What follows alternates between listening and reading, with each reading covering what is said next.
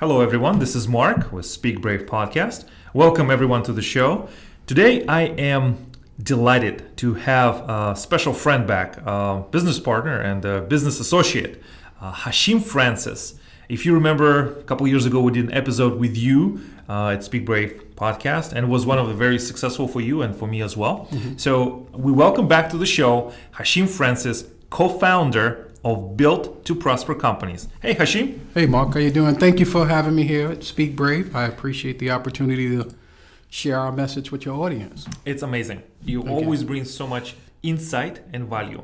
So Thank you. I'm very excited to hear what you have to say today. Absolutely. And we're here to bring value to your audience as well. Exactly. So Hasheem, can you just fill us in? What are you working on right now? What's in your current pot? What is that keeps you going now? Well, currently we're focusing, everyone within the organization, we're focusing.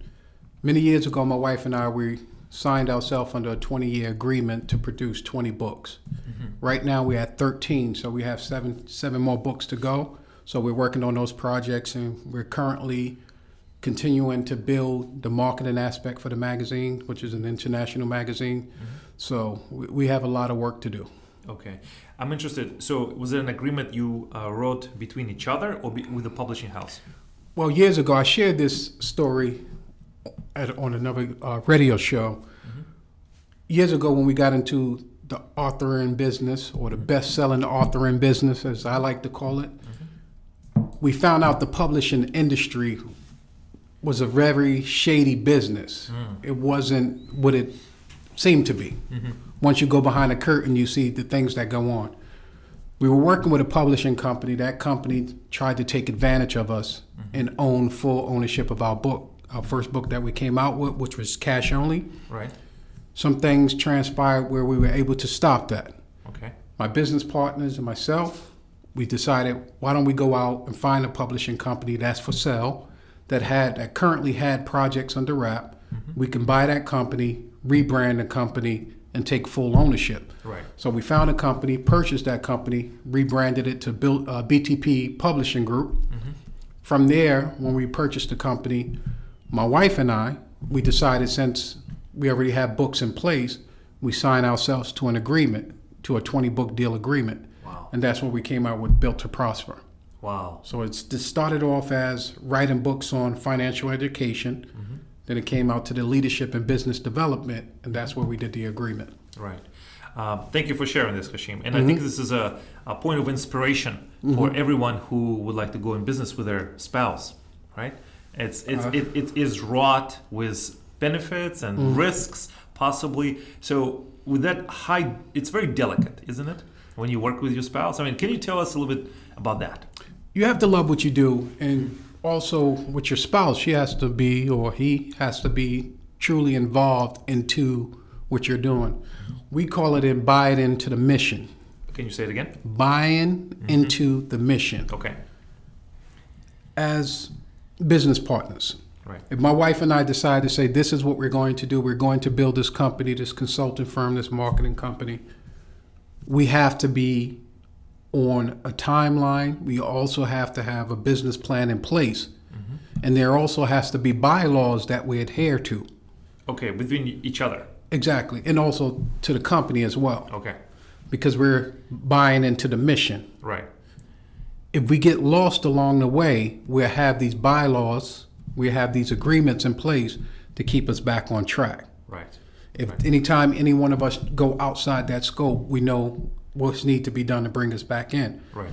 And it's about legacy with us. Everything is about legacy. Buy into the mission of building a legacy. The worst thing, my greatest fear, is dying and having my family need to tell lies at my funeral. Or my great-great-grandchildren not knowing that I was here. Right. So I have selfish ambition. My wife has the same selfish ambition. We want our great-great-great-grandchildren to know that we were here, and we left something for them that they can build on as well. Wow, that's amazing. And I know you talk about legacy, and you live it.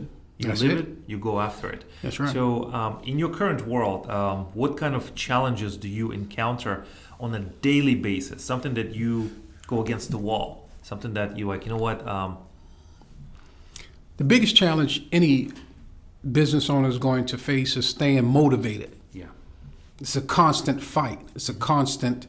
If anyone tells you they're always motivated to go be productive, they're lying to you. Yeah. Sometimes I need that juice. I need that jolt. So my biggest challenge is I can work for a long period of time and be very productive. And then I can have a time span where it's like nothing is getting done. My creativity is cut off. And I can get frustrated. Right. And you'll find me around the office moping. Where's that creativity? Where's that spark? You probably experience yourself. Sometimes you have an idea and it's just coming, it's coming. The ideas are flowing and you're productive. Then there's a time period where nothing is flowing and you're like, what happened? Yeah. What happened to that magic bowl of cereal I was eating from? Right. That's a good allegory, a metaphor. This is what we do. Right? We tell stories with words. Yeah. So when you find yourself in that dark period of little creativity, We call it a funk. funk, Yes. what have you done and what have you seen work for you that you can share? Well, what we do is we step away. It's okay to step away and just relax. Sometimes you can try to fight and rush things and create a bigger mess. Right. When the creativity is not flowing, just step back, relax, and reevaluate. Find some things productive to do. You can start to read, you can start to write, you can watch something that's productive, not television, but something that's along the lines of your business. Study other people in your industry, what are they doing? You maybe see something that's being done and you get that jolt of inspiration. You'll be like, oh, thank you. Here I go. The creativity kicks back in. Okay. So it's just finding that, using that time wisely. Right. Not just sitting around moping or being frustrated, but it's very hard when you're productive. It's very hard to relax for a minute and sit still because there's something in you. You don't want to get into that habit of being lazy or being a procrastinator. So you have to fight that as well, overcome that challenge, that obstacle to push forward. So once you find that medium what works for you, you keep pressing forward. I know that you also believe and you practice mentorship, right? Absolutely. You really understand your position as a mentor, as a mentee. Can you talk to us about different angles you have learned along the way that we can take away and apply today in mentorship? Well, with anything in mentoring or coaching anyone, my thing is results. I want you to get results. If you're not going to work the strategies, first change your thinking, then work the strategy so you can get the result. I don't want to waste my time. Right. When we're mentoring or coaching anyone, is a different personality. It's not, I'm a hug you, pick you up, kiss you type of mentoring and coaching. No, we want you to get the results. You came to us for a purpose, for a reason. You wanted results, this is what it's going to take. So it's a different strategy when you're mentoring and coaching people. You have to, sometimes some people consider it tough love. Some people want it to be pampered, some people want it to be hugged, some people want to be like, oh, you're great, you can do it. Yeah, that all comes with it, but we're here to get results. Just as my mentors with me. They give me no room for excuses. And I'll share my daughter as well. A couple days ago, or 2 days ago, I was feeling emotional. My children came home from school and I hugged them. When they come in, as I always do, I always hug my kids, ask them how their day was. And I said, Daddy is feeling a little emotional today. My oldest daughter looked at me and said, what, you got your man period? Your man period. Wow. Okay. So you got your man period? You want me to get you some aspirin? Wow. Just give me that spruce. And then I walked back into my office and I said, wow, look what I have raised. Look what I have done to my children. I wasn't mad at that she said it, but I one part of me loved it. And one part of me was like, man, she could have just hugged me a little bit more longer. Yeah, a little bit. Yeah, just give me that comfort. But make up for that. Yeah. But that's what it takes. Sometimes you need to be pushed a little further. Sometimes there's no time for pity parties. Right. You can spend half of your life in that pity. Oh, woe is me. You need those people that'll kick you in your rear end and say, hey, you're much better than that. Right. Get it done. So we're talking at a different level of an entrepreneur here, right? Absolutely. We're talking about different breed of person here, right? Because not everyone is interested to have their butt kicked by anyone because they feel like they're good, or they have the Netflix, right? The subscription, right? Like I'm not making fun, but it's the reality. If you don't want your butt kicked, sell ice cream. You can never make anybody unhappy selling ice cream. Okay. I guarantee you in this world, you'll never see anyone unhappy eating ice cream. So if you don't want to get your butt kicked, sell ice cream.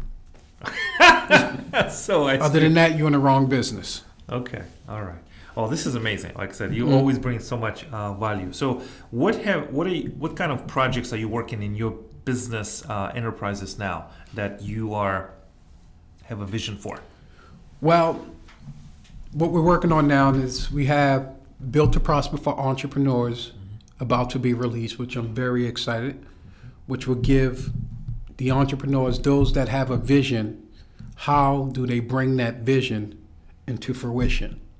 How do they bring it to the market? Right. How do they get people to buy in to that vision? So that's the next project I'm very passionate about and looking forward to being released, because it'll give us an opportunity to share some concepts and some ideas, strategies that we're using in our business to help others.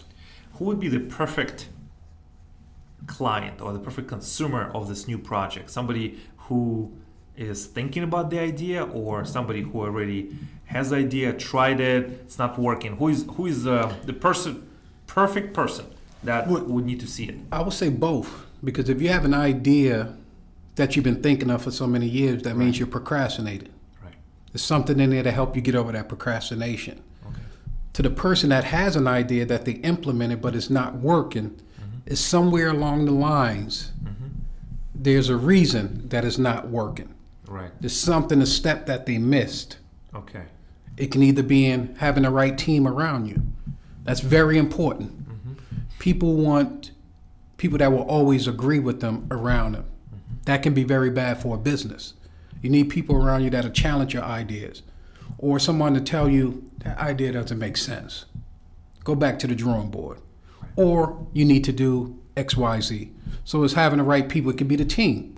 As I always say, you may be not the right leader to carry forth that idea. You can have $1 million idea, but that doesn't mean you're the leader to bring it to the market. Right. So you have to be willing to put your ego to the side and say, let me find the right person that can take my idea forward. Right. If you look at Apple, Steve Jobs was fired from Apple, right? He wasn't the right leader at that time. At that time, no. So the board had to remove him. Right. Then the board got in some trouble. Then they realized during that time period, he developed himself, his vision, honed his skills, and came back and look where he took the company. So he has a plan in place 5, 10, 20, 50, 60 years after his death in place. So that's phenomenal. Same thing as Warren Buffett. Right. He has a plan in place to carry on for 100 years after he passed away. So it's having those, realizing sometimes you have to develop your leadership skill. Right. And one of the most important skills, or two important skills, is communication. You're not communicating your idea correctly to the correct people, or you don't have the sales skills. Everyone is afraid of selling. If you're afraid of selling, Most people, right? I'll say 99%. Because they fear rejection? I won't say fear rejection. It can be a worthiness. They don't believe in their idea enough that someone should pay for it. Okay. It's not rejection. If you got a great idea that can save someone's life, you don't care if they reject you. We don't. I can save your life. Yeah. You rejected me, but this can save your life. You're going to keep asking because you know the value what you're offering them will bring to them. So it's just the people have to believe in what they're doing so much that nothing else matters. This is going to help whoever I'm bringing this to. So believe that your idea will make a difference. Exactly. For your target audience, right? So believe, and then what's the other? Communication. Communication. Okay. How do you communicate your idea? Are you communicating to the right audience? Okay. Some people will create a phenomenal product, phenomenal idea, but they're communicating to the wrong people. They think this is their target audience. That's not your target audience. They don't know. They don't have the funding, the capital, Or the interest. the interest in what you're doing. Right. So you have to find the right people. So you find the right people, you work on communication, you fine tune your sales skills. Exactly. So whatever your sales skills are, you can always Yes. fine tune, right? And smile in the process. Some people like to take their idea like a bowl of spaghetti and throw it against the wall and hope something sticks. Business doesn't work like that. There's no smooth road in business. It's not always going to be smooth. So you always have to be in the process of learning, developing, growing, building yourself up, finding your right audience, developing the people around you, make sure they're growing with you, because along the way, some people are going to fall by the wayside. And you got to have enough fortitude, thickness of skin to be able to replace them. Some people come to your life for a season. They may help you find somebody you have an idea, somebody help you get your idea to $1 million. Okay, thank you. Appreciate that. But this person is not going to get you to 10 million. So you have to find the right people to get you to 10 million. Now, once you get to 10 million, who's going to get you to 20? So everybody has their time. Now, there's some people that stick with you all the way through the course because they're enjoying the meal. Love that. Okay. So this new venture, this new offering, how can people find it? How can people get started? You can always find us at btpcompanies.com. Everything we're doing and on all the social media platforms as well. We always marketing, testing new things. We use the social media not as a way of getting business, but to test new things, right? Test new ideas to see what it is, see what will work, what's not working, how we can approach the market different. Because most of the people that engage with us through social media are not our active buyers. It's the people that don't engage, that's watching, invest more money with us than anything. Right. It's a weird thing. I don't know why. It's the truth. Yeah. I think it's a beast, right? You have to engage, and the people who are not buying or who are not commenting, who are not liking or engaging, those people are decision makers. They see it, and I think there's a compound interest. They watch you to see if you're consistent. Right.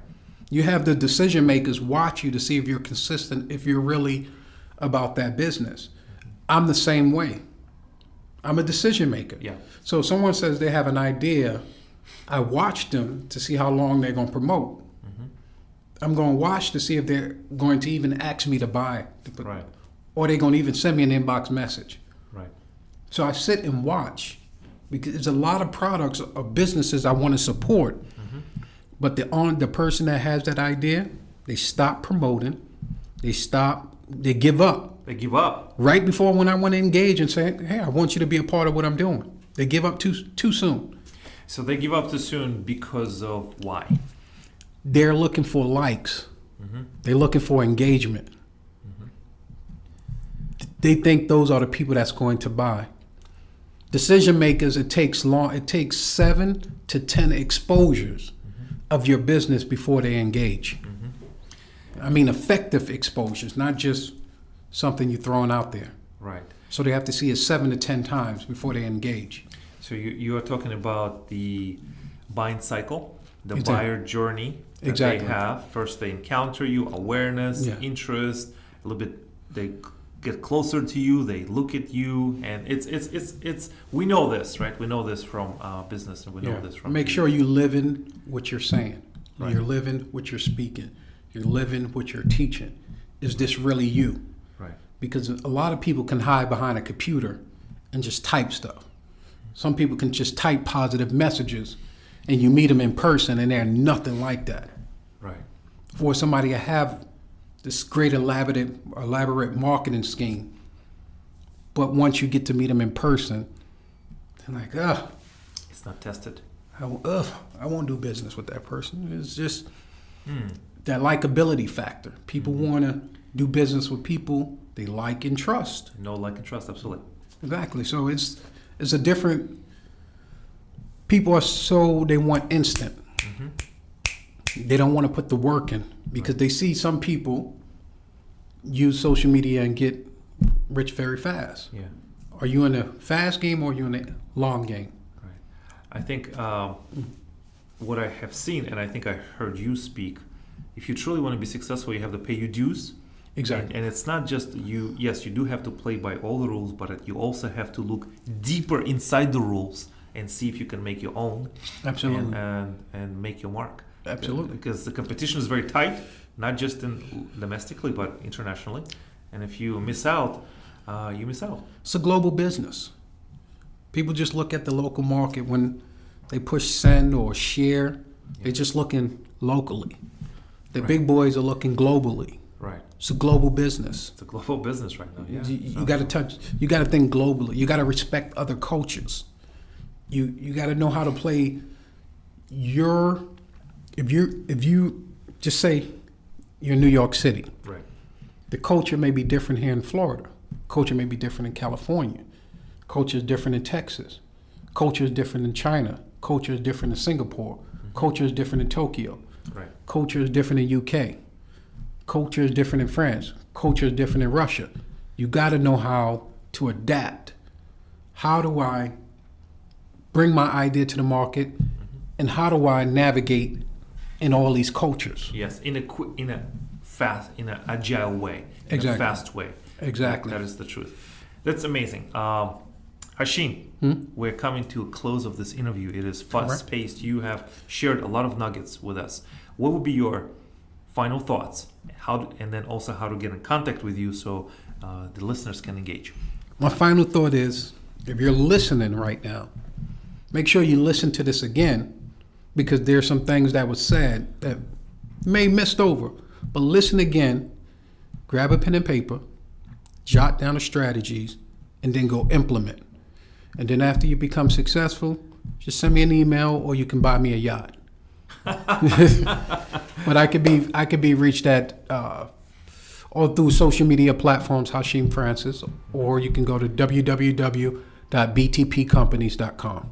So it's www.btpcompanies.com. Companies.com. Correct. Okay, and we'll put that up on the website as well. Thank so you. It all comes along with this podcast, so it will distribute it worldwide. Thank you. Appreciate it. Okay. Well, thank you everyone for listening. Thank you for Hasheem for taking the time and sharing your insights. I think it's quite inspirational, and this is what we need. Thank you everyone for listening, and I will see you next time on Speak Brave. Have a great day.